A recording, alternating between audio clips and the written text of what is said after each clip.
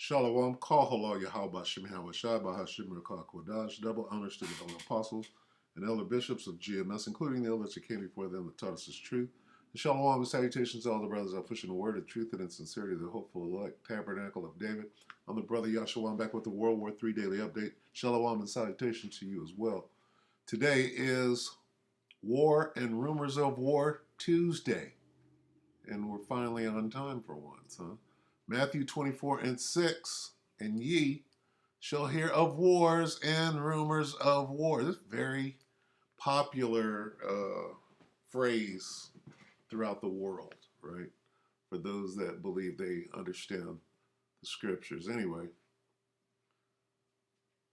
and ye shall hear of wars and rumors of war. See that ye be not troubled, for all these things must come to pass, but the end is not yet. People don't understand what the end is, or for that matter, who the end is. Who is the end? Let's get that real quick. Who is the end?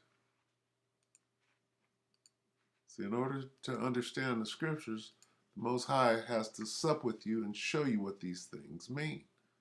All right? So, 2 Ezra 6 and 9. For Esau is the end. Stop right there. For Esau is the end of the world. Go back. But the end is not yet. What end?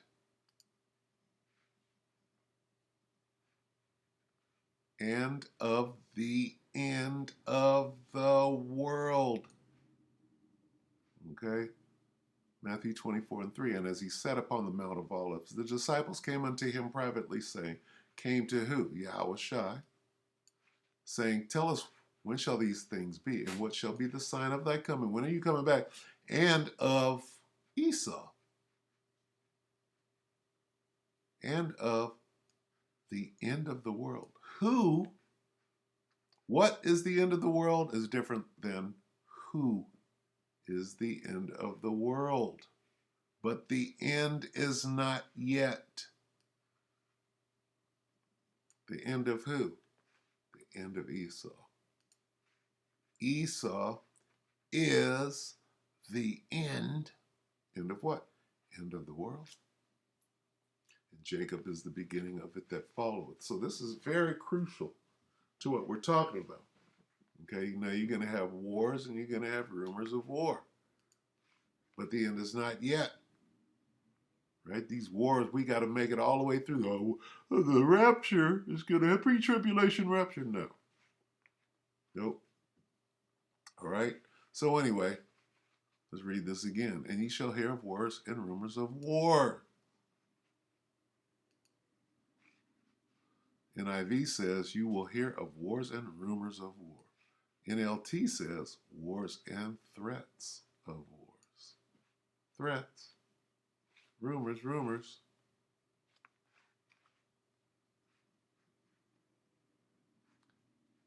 Reports. Got threats, rumors, reports, and the news of battles. Rumors of war, news, threats, rumors, reports, news. Okay? Let's hear some. We're going to go to Skeletor here. Come on, Skelly. 2 hours ago. Full Spectrum Survival featuring Skeletor in a blue shirt with that Scully nugget. Warning, hours until it starts. What would that be? World War III, catastrophic counterattack coming. It's talking about the war with Russia and Ukraine, which we actually know. That's World War III. They just haven't called it that yet. So take it away, Skeletor. What you got to say? The president to France, Emmanuel Macron, has been caught saying that Russia has already lost the war, at least geopolitically speaking, in the war with Ukraine. They say Russia is effectively becoming a vassal state of China. Now, you see this happen after Russia and China both stated that the United States of America was nothing more than a vassal of NATO and vice versa. What we're seeing right now is a tit for tat in the geopolitics of what's happening with this world war. you are going to start to see a cessation of supplies from China to the United States of America. And we expect, through the information that we're seeing from military strategists and economists, that this may already be in the works at this moment in time. Don't be surprised if your products that you are purchasing right now that are made in China or Chinese aligned states across or countries across the world soon start getting harder to find, soon start being higher in price, and the quality becoming less than what you're used to. We have seen some white papers that there is a plan in the Chinese government to institute an even lesser quality control regimen in the products that they purchase that are for enemy states or states that don't align themselves with a Chinese policy. So we might see in the next couple of months even some of these products make an official message from Medicare. Slovakia, bear with me. Knew it was coming. And they're making you listen to the whole thing now, as you can see. Come on, Skeletor, get back. Look at this. The devil goes out of his way. How many more? Products making their way to American or European shores where they start to show debilitating efficacy in the product's ability to work as you expect it to. The Ukrainian leadership has warned that the first important steps of a Ukrainian counteroffensive are already taking place or will very soon. We are preparing very seriously, Zelensky is recently quoted as saying. Very serious steps will be taking place, and I know that we are all motivated, he continues. Not only with those who know this plan, but our people, he says, speaking of the Ukrainians. I can't tell you where and when the counteroffensive will start, but you will definitely see it, and Russia will definitely feel it. They've been talking about this counteroffensive. It was the fall. Last fall, it was the fall counteroffensive. Then it was the spring counter. Now, what is it? When does summer start? June 21st? We believe in victory, he continues, and we believe that the first important steps will be taken soon. Now, this was a Zelensky interview with Italian media, and it was backed up by some of the military leaders coming out and basically saying that they are ready to take this fight to Russia. Rumor, threat, report, or news? There are considerations in leaked plans, which we might get to on today's broadcast, that Ukraine had already planned to fight inside of Russia, to take down Russia from within. Now, if we see this sort of move happen in the next couple of weeks or even the next couple of months through further sabotage events that are directly linked to Ukraine or NATO countries, you can expect to see Russia really ramp up what it does inside of the USA and in other European nations. Now, it's disturbing, according to a U.S. military admiral, how ill-informed and naive the average American is on China. Now, here in the comments, every single video, we have people saying that it's never going to happen. China doesn't want war. China doesn't want anything. A U.S.-Chinese conflict will never take place. And then you have right here a member of the U.S. military, an admiral, warning the public, saying it is disturbing that the public of America is ill-informed and naive on the dangers to China.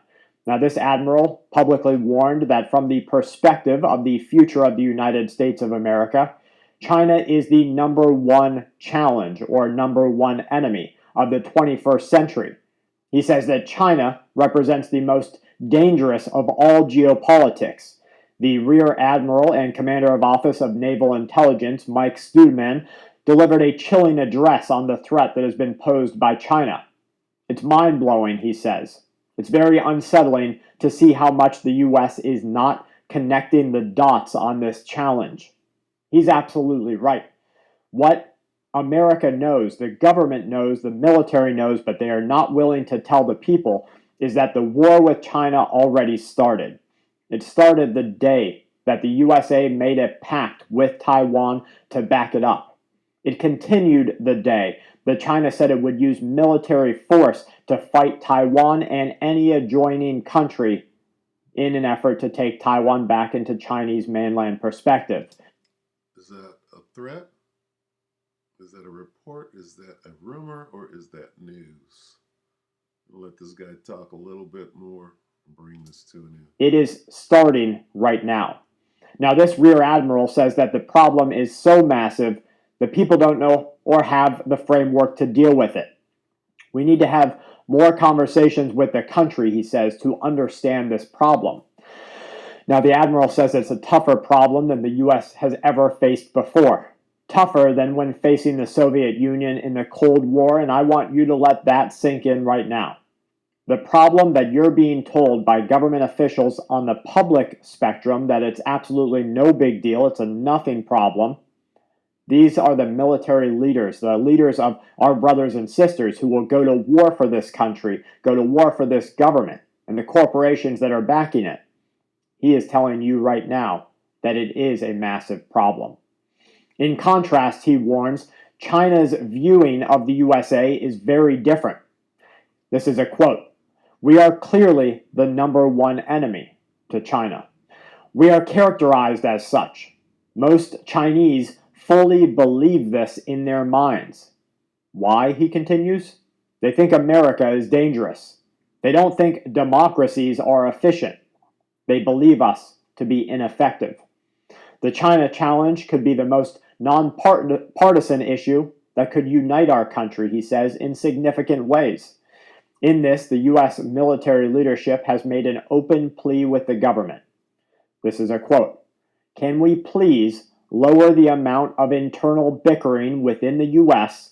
and focus on the international challenges that actually affect every American?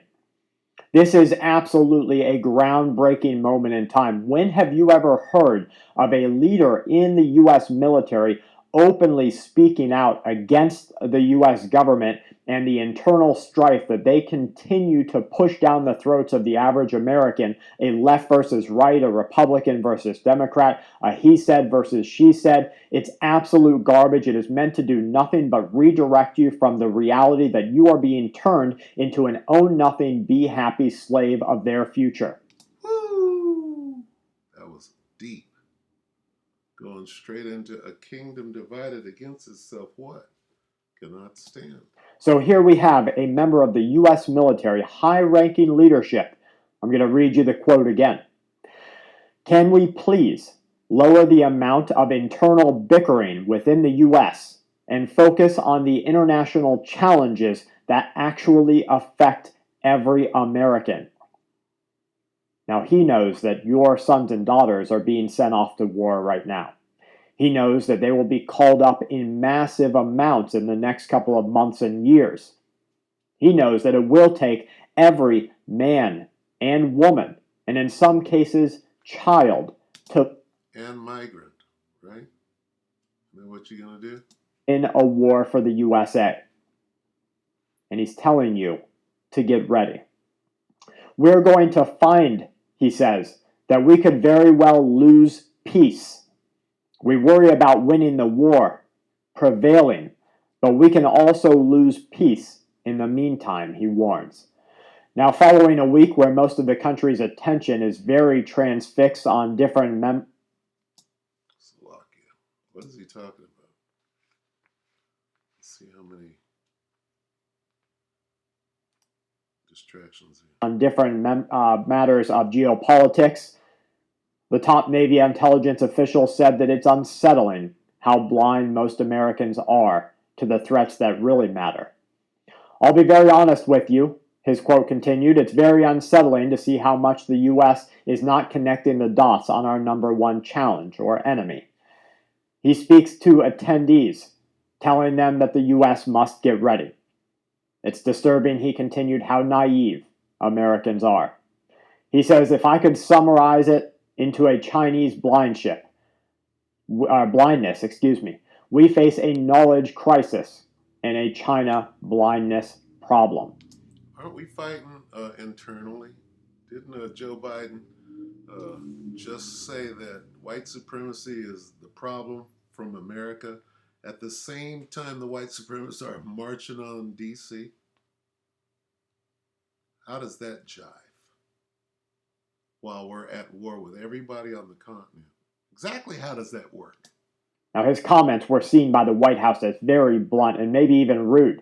The Pentagon and the country at large are dealing with huge amounts of fallout inside of the USA. The Chinese government claims that all of the actions that are being taken in a fight against the USA are necessary, both in the diplomatic and the military readiness realm. Now, we have a real problem.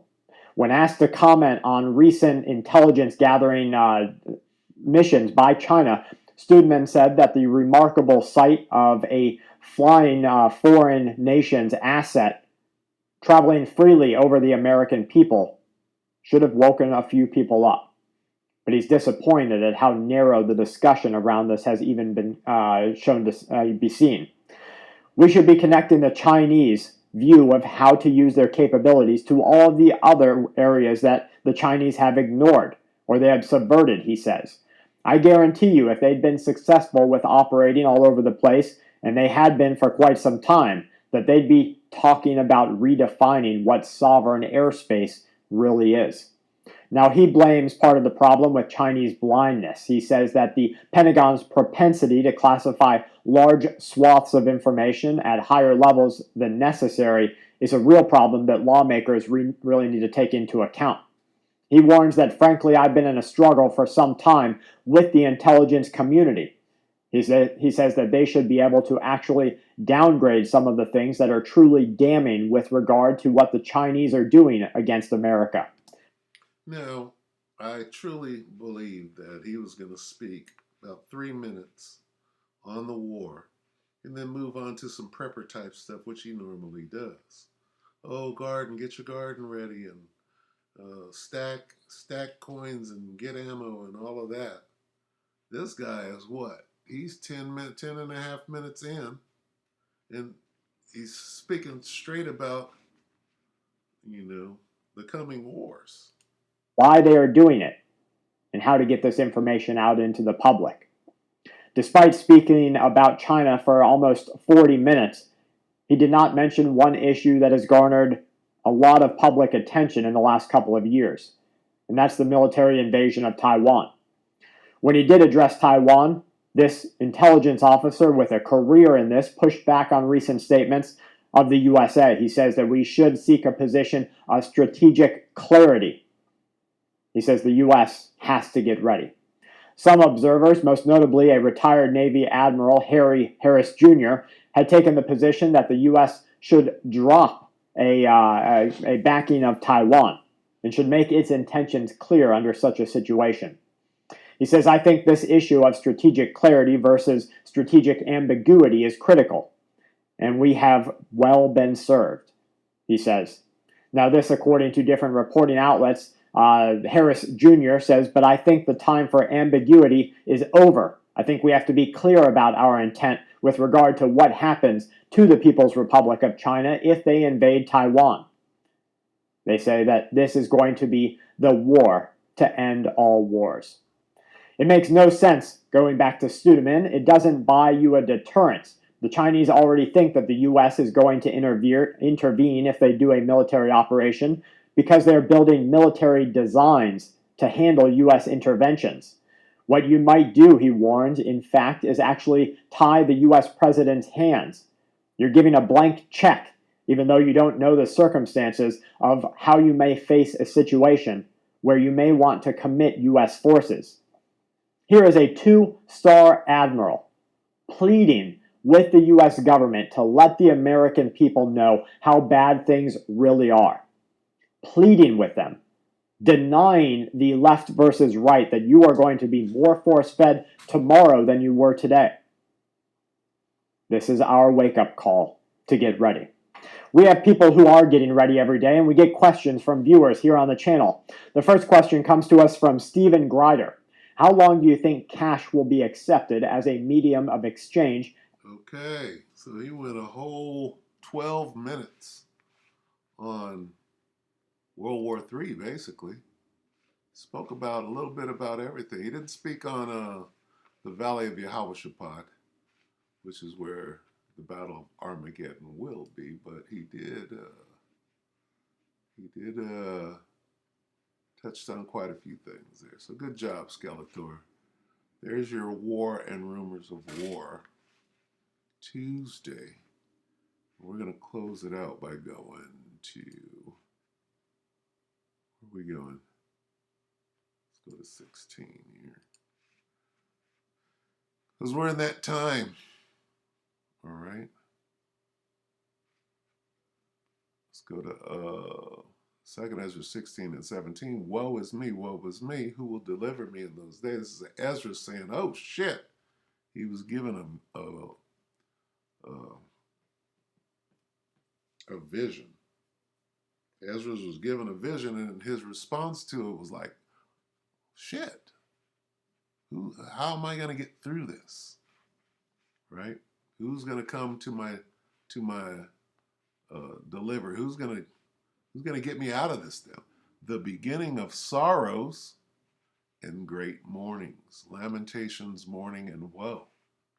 The beginning of famine and great death. What happens in war? Great death. How do you win a war? You starve out your enemy. Yeah? The beginning of wars. And the power shall stand in fear. The beginning of evils. What shall I do when these evils shall come? Ezra is like, damn. Okay, so this is the time we're in. Right? Who will deliver me in those days? Here's the answer, Ezra, and you know you're one of the elect. Okay? Yahweh Bahashem Yahweh Shai will deliver you in those days. Okay? How? First thing you got to do, repent. Repent, pray for forgiveness. Repent, acknowledge your offense, pray for forgiveness, and get your ass back in order. All right? We'll end it right there. Tomorrow is Wednesday. I'm not sure we need a name for Wednesday, right? War Wednesday. More war, more war, more war. So we hope that, with that, we hope the elect edified you, brothers and sisters. With that, we can say shalom.